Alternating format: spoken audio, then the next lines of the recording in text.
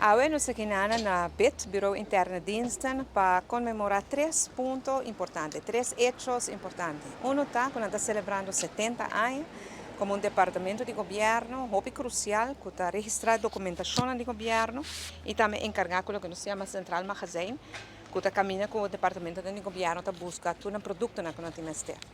Pero também como registração de documentos, essa aqui é uma tarefa muito importante, com a vinda sendo para 70 anos.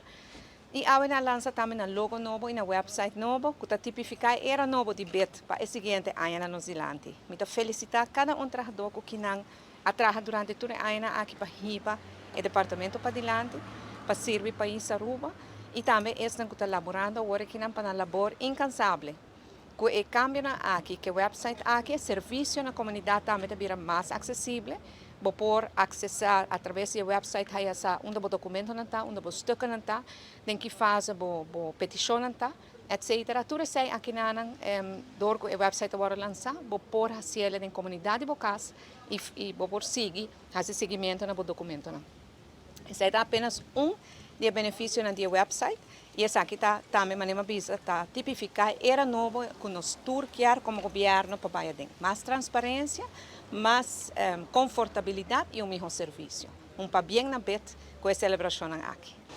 Orgulhosamente nós lançamos nosso website para significar uma inovação, uma melhoração do nosso serviço que nós estamos dando tanto no pueblo como no departamento de governo. Riba website para haya formulário na com cidadano na poiena para haya serviço, para fazer pergunta, e departamento não também para haya serviço na ministério que certa parte que nós está inovar, melhorar o nosso sistema para dar serviço, não? E também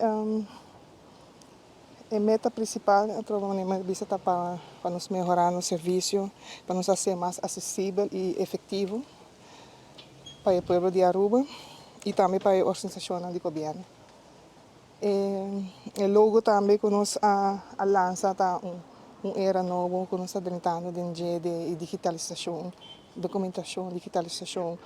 Nosso logo também está para assumir essa documentação para a geração, qual significa que nós estamos trabalhando com documentação, mas nós estamos indo de era novo de digitalização.